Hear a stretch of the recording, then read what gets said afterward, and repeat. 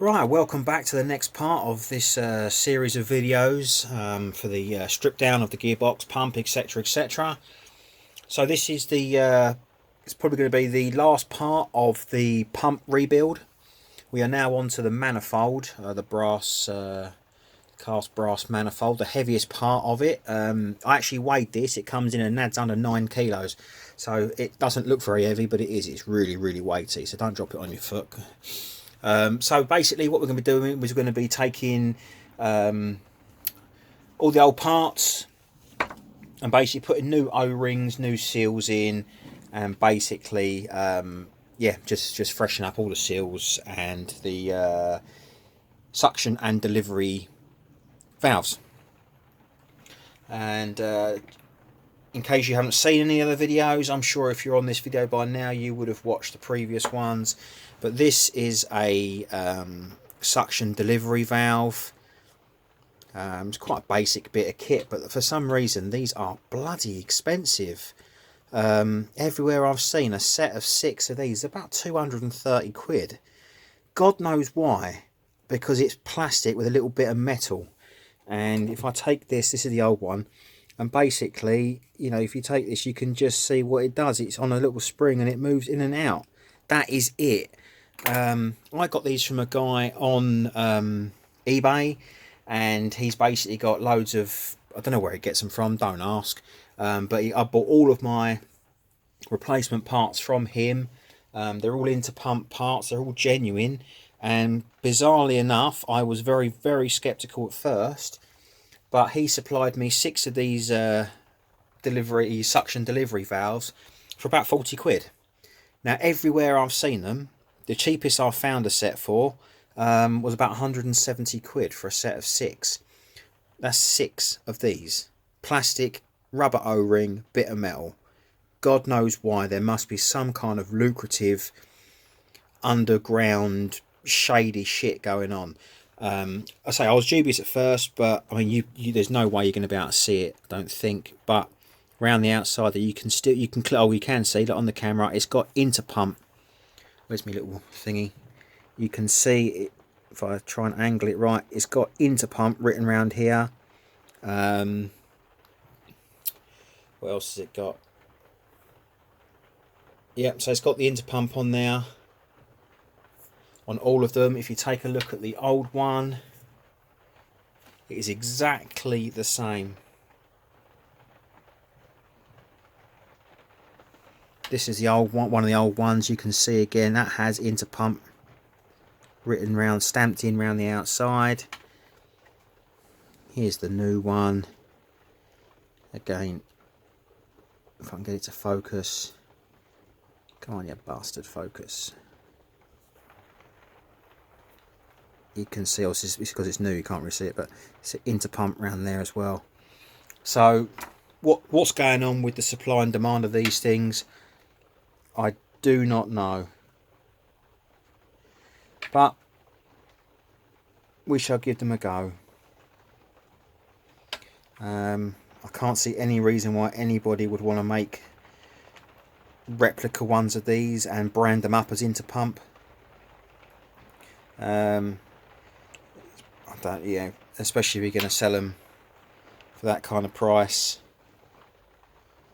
So anyway, moving on. So the end of one of the last videos I did, you noticed I pulled this out of the top of the come on, you bugger, focus. I pulled this out the top using the M12 stud. This was the part I was actually waiting for. I was waiting for these are called anti-extrusion rings, which are these split rings here, and then you've got an O-ring. I was actually waiting for 3 of these, so it's been about sort of 3 weeks since that was done. So what I'm going to do is I've got the 3 of these. They do the ring. Let's see if I can find it. Hold on. To the naked eye, it looks like it's one piece,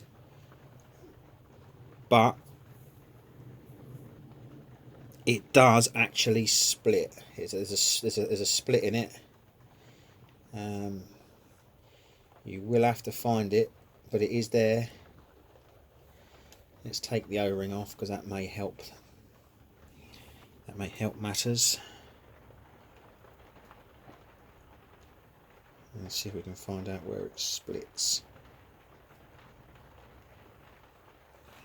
There's my pick. No, why didn't it just refocus automatically?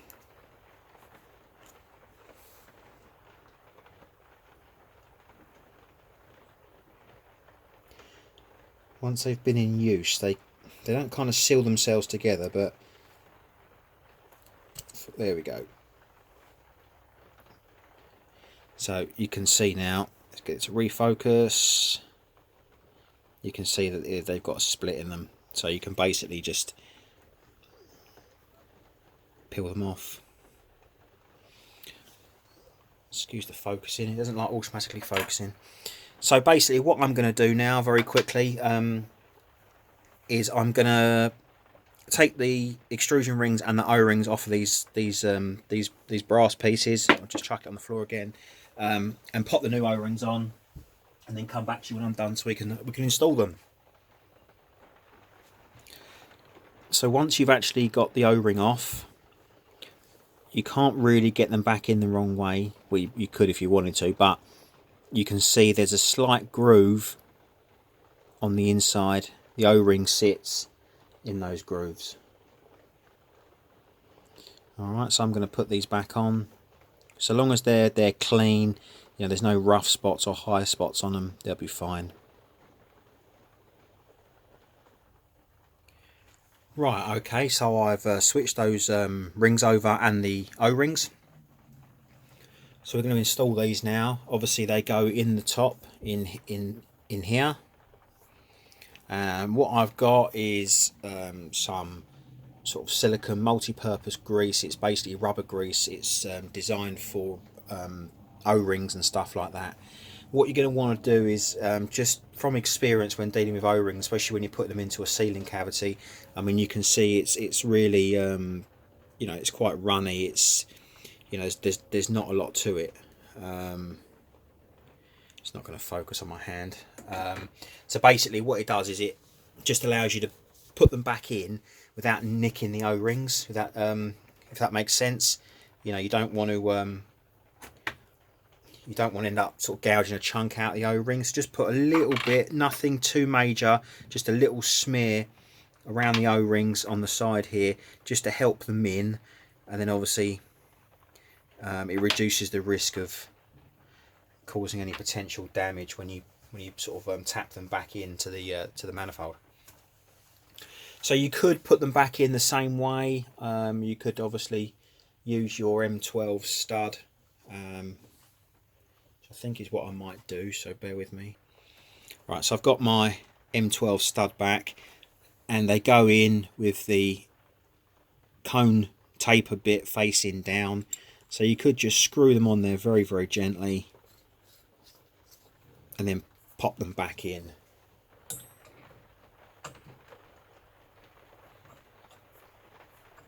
Once they're in, just unscrew it. Rinse and repeat for all three.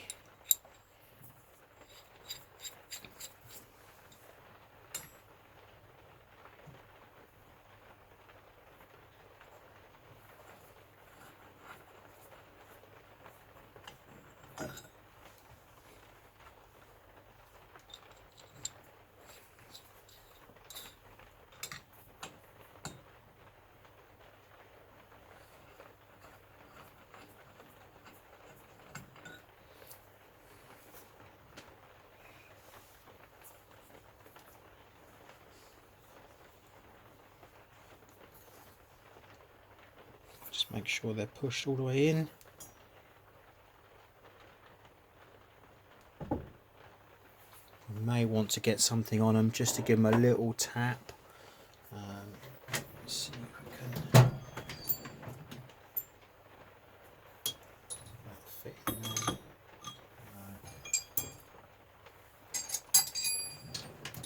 Let's use a long, just to make sure they are in. No, they weren't in, so Let's see if I can show you what I mean. Right, let's see if I can zoom in. Right, if you're looking in there now, you can see where I've placed this one in. You can see it you can just see it there moving, and in this one it's gone. It's been tapped in all the way down. Alright, so I should put that. It's only a gentle tap, it's not, you're not welting on it, and you'll feel them just pop in, and you'll know when they're in because they go hard. So when you lift that up now, you can see they're all fully home. Alright, so that's that piece. Zoom me back out.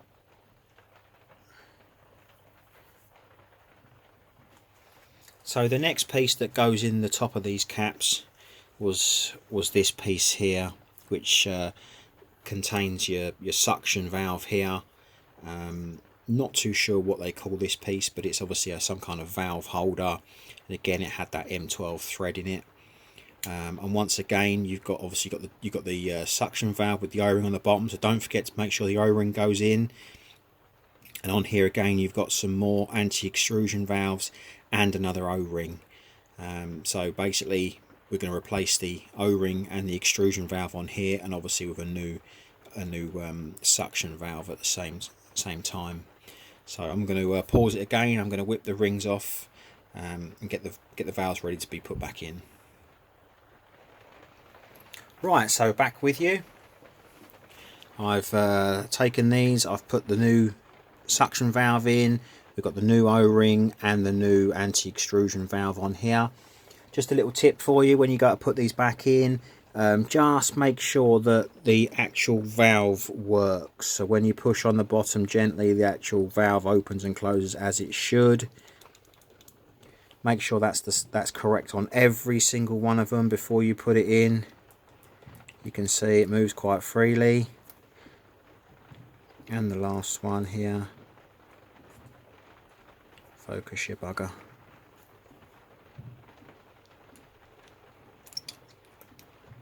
Like that. So that is it. So we've got these. Again, I've put a little bit of that that little O-ring lube on the bottom, because you don't want them nipping up. You know, you want the O-rings, if they're sliding in a little channel somewhere, you want them to be nice and smooth. So these will pushing quite tightly into the base here, and then again you just slide them in. One, you can put your finger in there and you can feel them. Two,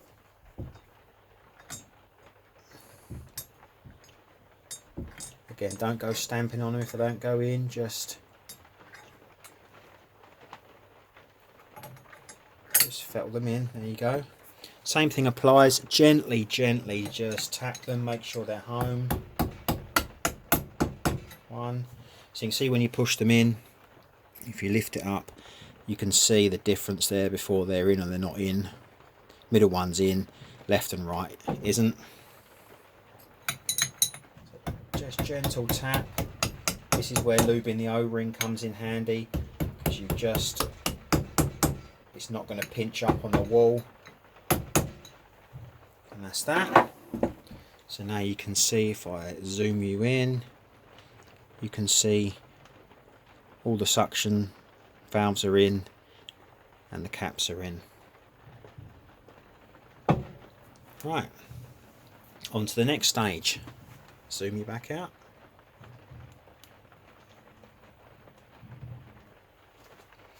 So the next piece that goes in the top here with these pieces, it's going to be one of the final pieces apart from the caps. You can see that the delivery valves are inside here, so you should be able to just pop them out the bottom. Again, you've got the O-ring on the bottom there, another O-ring and an anti-extrusion valve. And also you would notice, if you remember from the disassembly video, there is an O-ring which sits round the outside, which this is the old one. It's something like that, which sits in there, which basically just pops inside there. It's the one, remember, if you watched it, it got nicked on the way out and I said you had to replace it. So that goes in first, and then this goes in on top of. So that O-ring would basically sit inside that chamber like that. So you've got 1, 2, and then that little small O-ring in there, number 3. So same thing applies here. I'm going to take these, I'm going to take them apart, change the O-rings, change the expansion rings, and come back to you when I'm done. Righty ho, so that's all done. So I've got these 3 now. New delivery valves in the end there. Once again, check, make sure they work. Got the extrusion ring and the O-rings on there. And I've got these 3 O-rings which are ready to go back inside. Just put a little bit of lube on them just to make sure that they're going to go in properly. When you look down, you can see, if I can just pop, let me just see if I can get you a better angle inside. Bear with me. Right, so I've just repositioned you now. You're directly above the what's this? This is the intakes. No, that's the delivery side. So obviously this is the top part where those big brass caps would go. It's very difficult to make it out, but on the top of those silver machine parts I showed you last time, there is a slight recess. I don't know if any extra, let's have a look. If I just get the light, you can just see around the edge there it's got a recess. Now that's where your O-ring goes. So you're going to want to put your O-ring in like so. The camera is moving away. Come back. So like so. So you can see it will go into that recess, and then you'll take one of your caps, drop it in. Because it's lubed, it should just push gently down,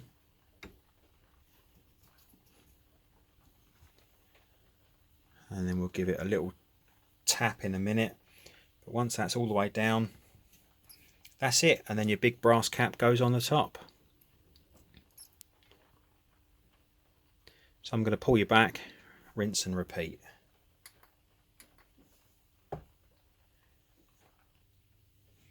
So there we go. You're back with me. So I have those other 2 O-rings here. Pop them in, make sure they're in the right place. There go, they're all the way in. They're not at an angle. They should sit nice and flush. When you go to knock these brass bits down, make sure that whatever it is you're using is bigger than the size of that centre cap. So you may want to use a 1/2 inch extension. Don't necessarily need one quite that size. So you'll see if you've got the cap that actually fits over the cap. You're not going to ding that because the other brass cap sits over the top. So just take and then just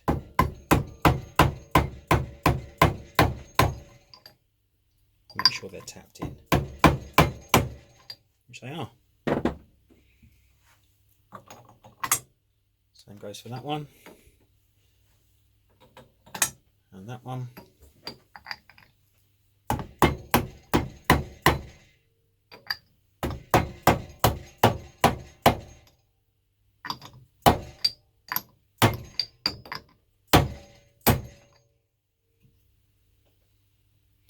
And that's it, and you'll soon know when if they're going to be in or not, because obviously when you've got these big brass caps on, that obviously sits on that recess that's inside there, and then when you tighten those down, that will hold them in anyway. But these are 130 Newton meters, so there's a lot of torque in them. Obviously this is not mounted to the vise, and even if the pump was mounted in the vise, to get 130 newtons on that might be a bit tough. So you might want to just put these in, and then if you can mount the whole pump in the vise and get enough leverage on it to torque them up, then all well and good. If not, perhaps it might be best to leave it when the actual pump is back in the washer and mounted, and you can get a good bit of purchase on there. So, like I've previously said, there is no reason why that shouldn't screw all the way down, like so. Now obviously you can have common mistakes when, you know, it's forgetfulness, that when you put these back in, or any kind of nut, bolts, plug, whatever, you put these in, you don't tighten them up fully. Obviously a few days, maybe a week goes past, and you forget to torque these up. You see that they're down, you think, okay, it's done, but you've not torqued them up. It's the first place you may end up getting some kind of leakage from or something. Although they're not sealed, you know, if you're not gonna torque it up now, the best thing to do is either leave them out or only put them in halfway. If you want to keep some of the crap out, if it is floating around the workshop, just put the caps in, but so you can clearly see that they're not tightened up, so you know when you come to see it, you think, okay, I've got to torque them up, I've got to do that. So leave them like that. That'll keep the crap out of the top of there, just in case. Right, moving on to the next section. Next section is going to be all of the seals and the parts that go in here. So I'm going to lower you down. Right, so this is the section where obviously you've got the seals for the main ceramic pistons, which are all those brass pieces that I showed you. Remember the tapered jobby? This is the old one, and then you've got the old, I don't know what this is called, it's like a valve guide, a piston guide seal. Again, I've got new ones of them. So, rebuild.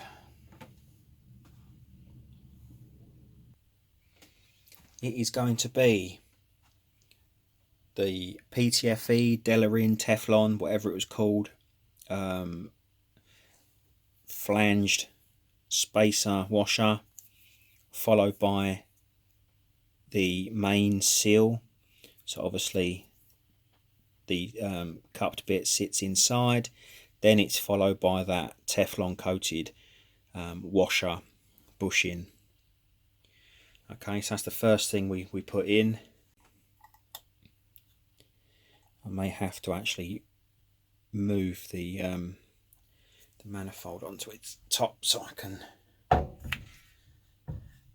so you're probably not going to be able to actually see this. And let's see if I can readjust you to get you a better angle.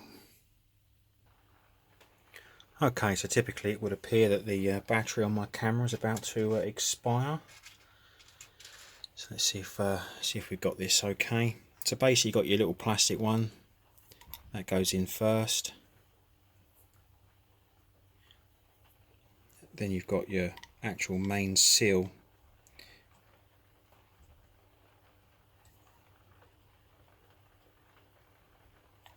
Which is going to have to be tapped in, and I can't do it at this angle.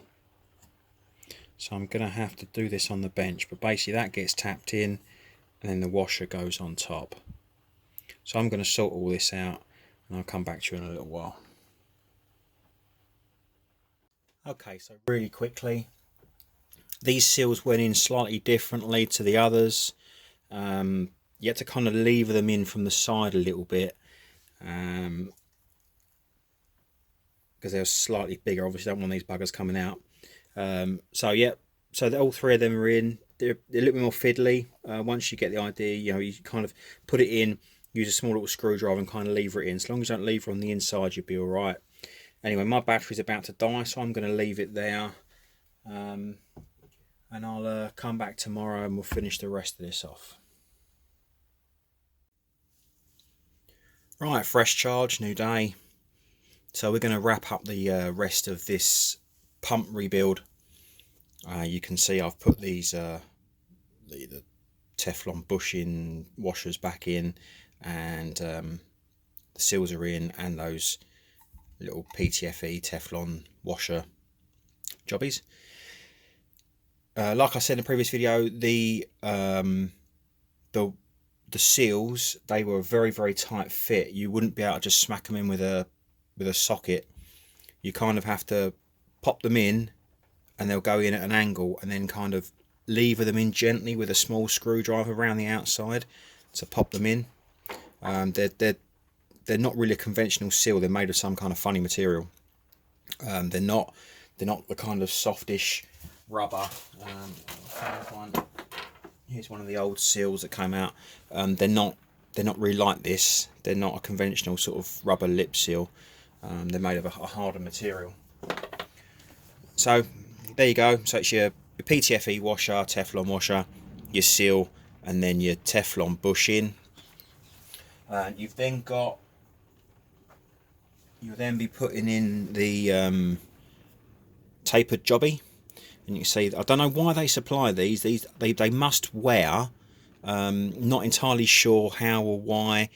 I mean, they are brass, and they've got little sort of passages in, obviously, for what's going to be this side. Not a lot, it's going to be sealed, so not too sure. Maybe it's an air hole, I don't know. But also these are supplied in the kit, so I'm not exactly too sure why they're supplied. This is an old one, and you can see it's still got, I mean, it's not worn, it's slightly sort of tarnished from being in the water, but you know, you can see the difference between the two. I mean, it's not a great difference. So obviously that's what pumps the cost of the price up, is obviously all these brass parts. So anyway, these go in next. They just push straight in. Make sure they go in all the way to the bottom. Obviously you have 3 of them. There's a bit of cotton or something in there. That one's not gone all the way in. No, there's an issue with that one. Let's just pop that out.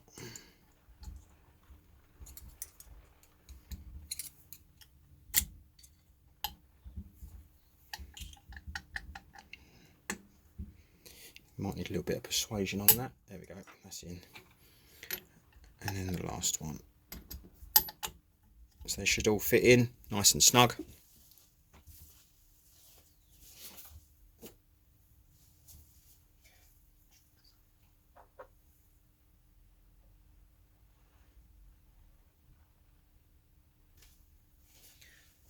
Then after that we have the caps, valve, piston, seals. These consist of basically you've got your brass outer O-ring, and there is a seal inside. These little plastic PTFE type washers come out again. Another one of those hard seals, very similar to the one that's in there. And obviously this sits inside there. It's got a taper on it, so that sits inside there. And that sits facing down like that. So yeah, that's the old one, and obviously this is the new one. Just make sure that you've got your little plastic spacery washer. I think what happens is, obviously when the piston goes in, it kind of pushes out on that lip, and this plastic washer basically just stops the lip from being pushed out too far. So they just go in. Just make sure when you put them in that the little plastic thing doesn't pop out, and they just push right in like that.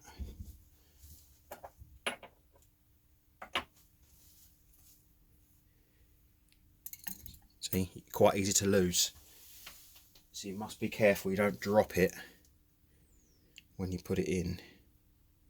If you can, put your finger on it and kind of hold it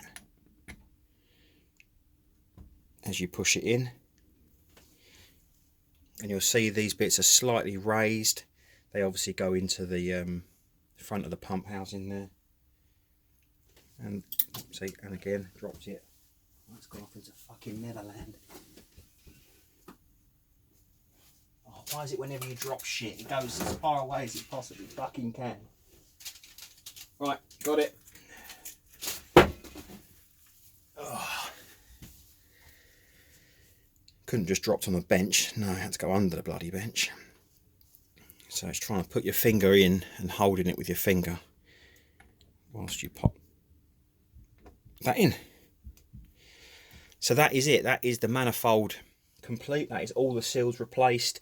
That's the pistons, the guides, the intake suction, delivery valves, everything like that. So what I'm going to do now is I'm going to put the main pump body back into the vise so we can put the manifold back on and tighten it up. Right, so we're back in. So we're now going to offer up the manifold to the main pump body. These the caps we just put in should be held in relatively tightly with the O-rings, so they shouldn't pop out. And it's just going to be a case of popping it on nice and square, little bit of wiggle room. Let's just see, I've got this in here relatively tight. Let's just see if we can get these pistons to semi line up. I don't think they are because they're slightly off.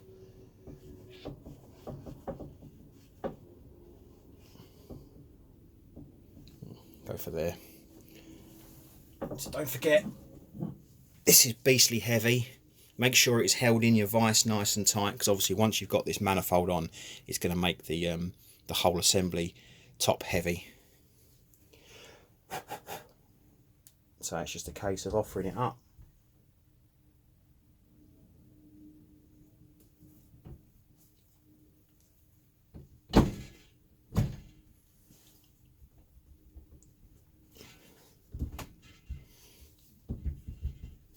It's going to be tight.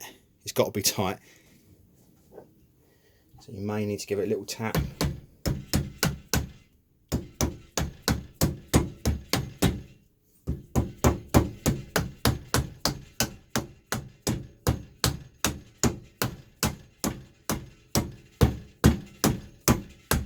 Just to get it over those seals.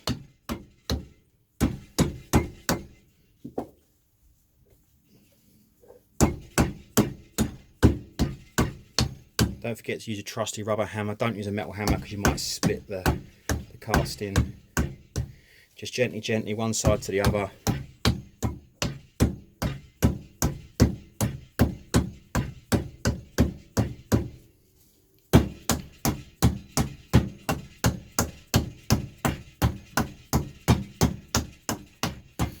Don't be tempted to put this on halfway and try and wind it in with the bolts. Make sure this is all the way to the end of the main body before you start putting the bolts in.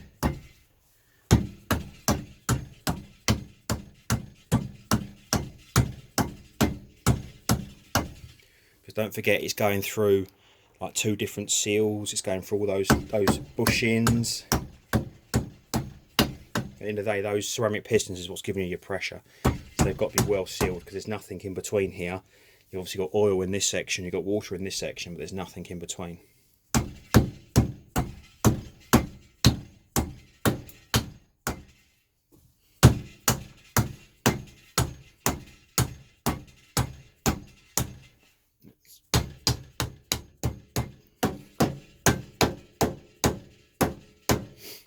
And don't forget, there is no gasket or anything on there, because it's just an air gap in between sort of this section here.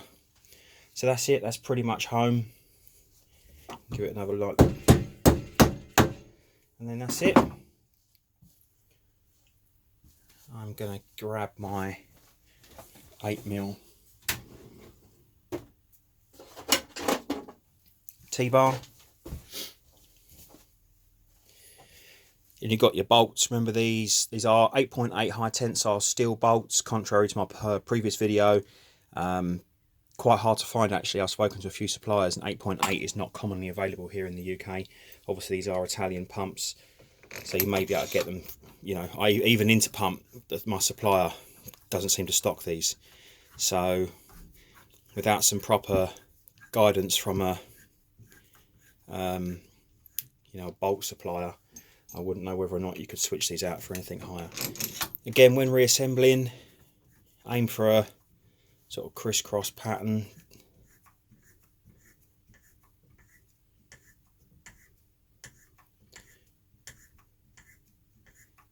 Make sure the threads are clean. They should go in quite easy, well, relatively easily. Obviously they are long bolts. Doesn't call for any Loctite.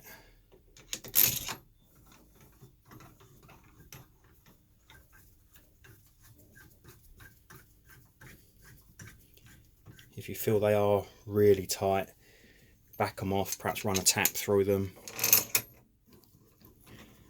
You could put a little dibble of lube on the threads if need be. Don't forget there are some sort of lock-in washers on them.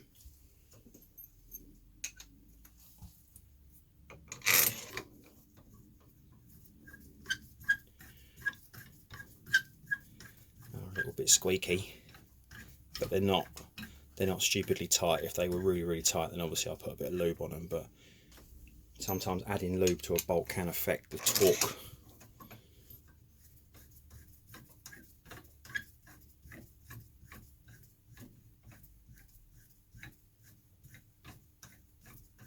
So just nip these up, don't swing on them yet.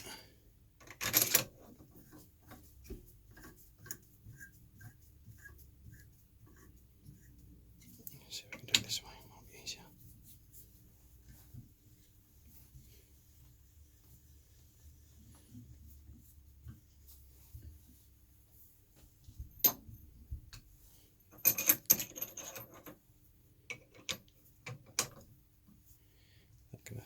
No, we're all right. I'm going to clear the camera.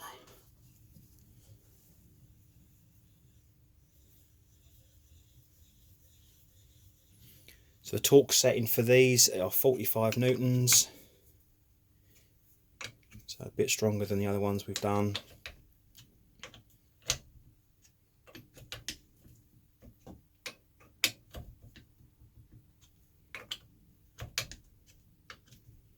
So just nip them up gently. Get your torque wrench set in. So again, trusty torque wrench set to 45 newtons. Again, working in a sort of crisscross pattern, 90 degrees.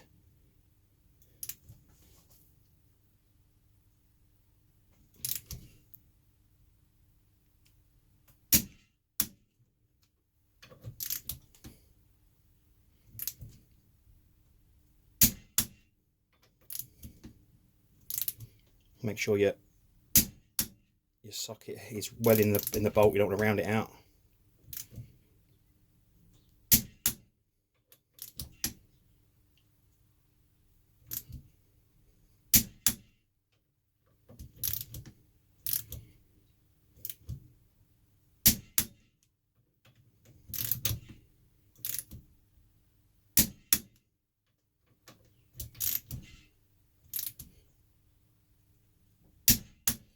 Once you've torqued them all, just double check them all, because sometimes when dealing with something like this, once you've tightened one side up, the other side could loosen off ever so slightly. So just double check them.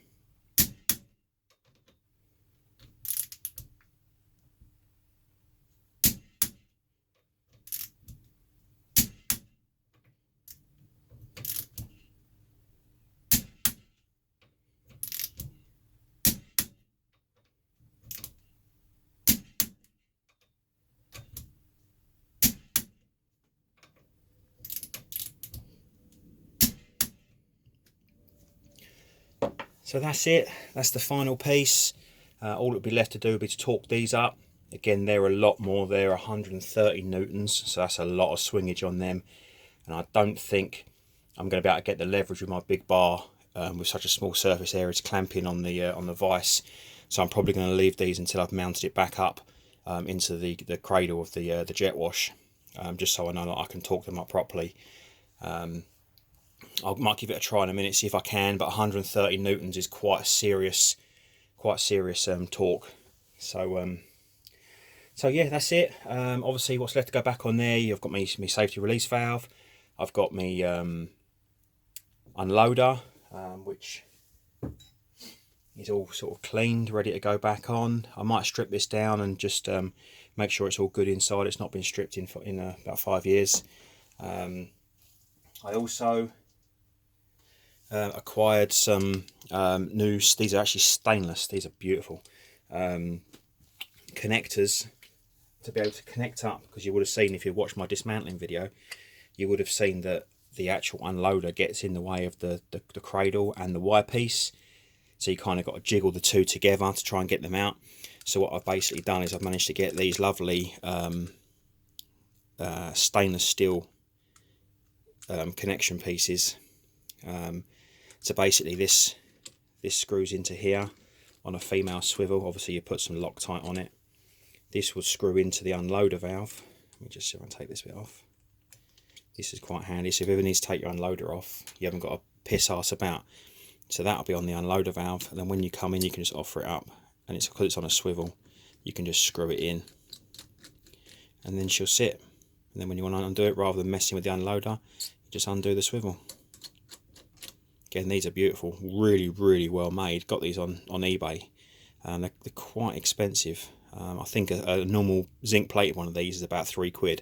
I think this was close on 15, but it is really lovely, well machined. I've seen some stainless stuff before and it's pretty poor. These have got the tapered internals. So obviously on the swivel, it's got the 30-degree taper on the inside, so it mates up. You don't need to add any, there's no seal in there. You could put a little bit of locking compound on there. Obviously there's a lot of vibrations that go through these. Obviously you put your little Doty washer on there. I'll put some locking compound on that, and obviously into the other end, just to make sure that it's not going to go anywhere. Nice little touches that they come with these little caps. You know, a lot of the cheaper stuff, you know, doesn't even come with stuff like that. I know it's nothing major, but it's a nice little touch to keep the crap out whilst they're floating around. So yeah, that's it.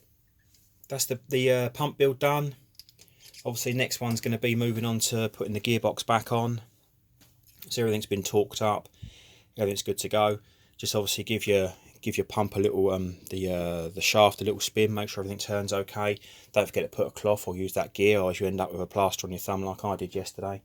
But yeah, that's it from this. Catch you in the next video. Gearbox rebuild coming up.